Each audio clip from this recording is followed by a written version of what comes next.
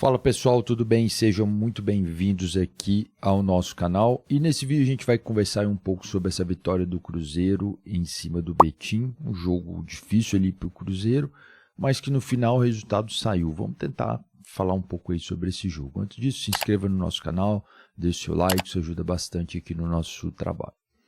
Pois bem, o Cruzeiro já vinha pressionado, né, uma certa pressão logo no início do ano, né, inesperada, obviamente. Acho que as pessoas não tinham essa dimensão que o Cruzeiro iria começar o ano de forma tão adversa como começou, né, já que no ano passado fez aquela belíssima campanha, né, chegou lá até conquistar a vaga para Libertadores, né, brigou pelo título nacional, né? Mas aí a saída do técnico Jardim fez com que tudo que gerasse uma grande dúvida, né? Como que seria esse 2026 do Cruzeiro.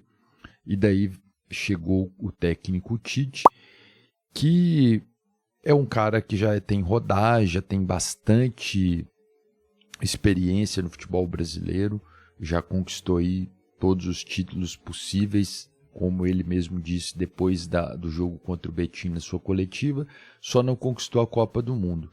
Mas o Tite vinha de trabalhos muito questionáveis, né? Principalmente lá no Flamengo, onde ele tinha um elenco estrelado, um elenco milionário e não conseguiu um grande resultado. Na seleção brasileira também vinha sido questionado, etc., né? Pois bem, o Cruzeiro no ano passado contra o Betim também teve o Fernando Diniz, que estava pressionado, e ele caiu contra o Betim. Se eu não me engano, foi um empate do Cruzeiro contra o Betim, não sei se foi um empate ou uma derrota, mas foi ali o ponto-chave ali, né, para a gota d'água, né, para o Diniz cair ali no Cruzeiro.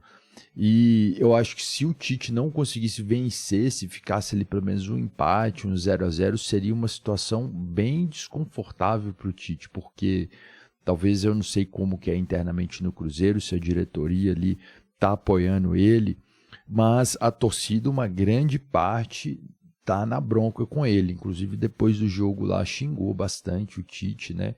Então seria uma situação meio que insustentável, né?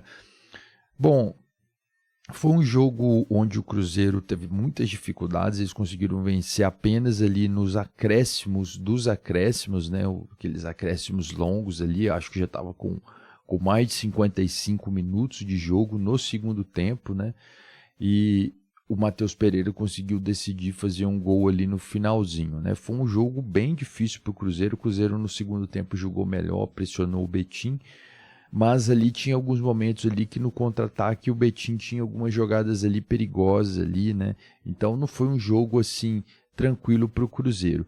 E aí a gente evidentemente tem que questionar, né? Como um time multimilionário, um time que tem tantas peças, né? Tantos jogadores bons, não consegue fazer um bom desempenho contra uma equipe que teoricamente é muito mais frágil do que o Cruzeiro. O Betim, assistindo o jogo, eu não tinha assistido outros jogos ali do Betim, mas o técnico é o Emerson Ávila, né? Acho que ele já teve passagem pelo Cruzeiro também. Então é um time relativamente bem acertado, bem montado. Você vê ali que a forma como que eles saem jogando, né? Então assim, é uma equipe organizada dentro dos padrões, dentro dos limites ali da equipe, né? Dos jogadores ali que tem à disposição. Mas você pensar o Cruzeiro com toda a estrutura que tem, com as contratações que fez, né? E é realmente complicado você ter uma dificuldade muito grande, o resultado sair ali no detalhe contra um time como o Betim, né? O Cruzeiro foi ali basicamente com o time praticamente titular, né? Na minha visão ali, o Gerson jogou, né, e inclusive até um bom sinal, né? Muita gente falou que ele, naquele jogo contra o Botafogo, que ele saiu ali meio contundido ali, né? Não sabia se ele já teria se machucado, né? Mas parece que não foi nada sério, ele já voltou jogando ali contra o Betim. O Matheus Pereira também jogou.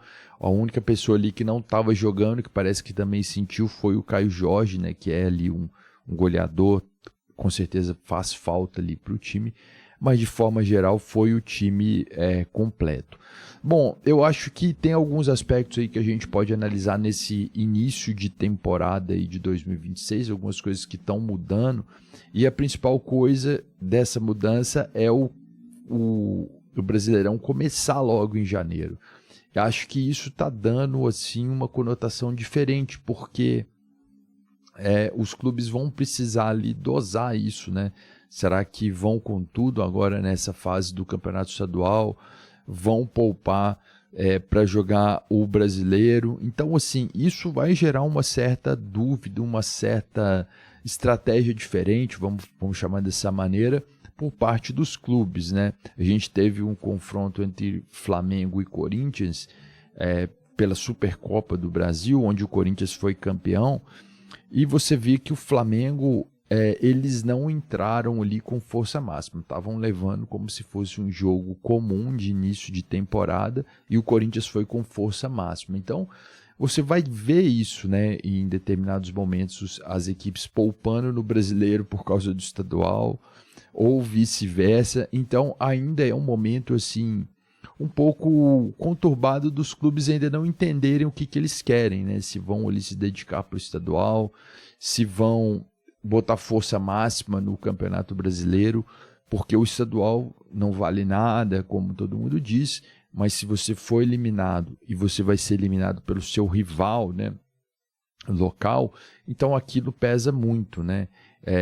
Existe sim essa tradição aqui dos estaduais aqui no Brasil, por mais que isso seja algo incompatível com o calendário atual, mas são muitos anos de tradição, né? Esse campeonatos estaduais aí, que já tem mais de 100 anos de tradição, então você romper com isso de uma hora para outra, às vezes, vamos dizer, o torcedor ainda se identifica muito, porque é a questão de você ter a rivalidade local, né? Então, o Cruzeiro venceu o América, venceu o Atlético, então se perder fica uma situação muito ruim localmente, né? Você perdeu para o seu maior rival, então ninguém quer perder os estaduais. Então vai ficar essa incógnita aí no começo, né? O começo do Cruzeiro é um começo um pouco conturbado, eu acho.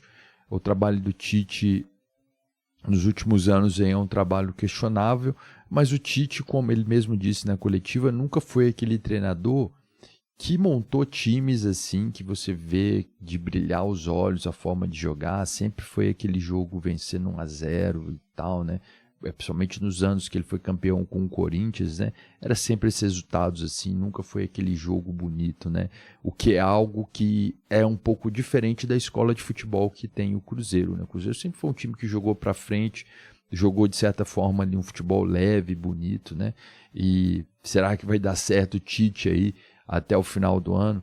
Bom, deixa aqui nos comentários aí sua opinião, vitória do Cruzeiro. O Cruzeiro está de novo aí na disputa pelo Mineiro, né? Se não conseguisse essa vitória, ficaria uma situação bem complicada. Eu fico por aqui, um abraço a todos e até a próxima.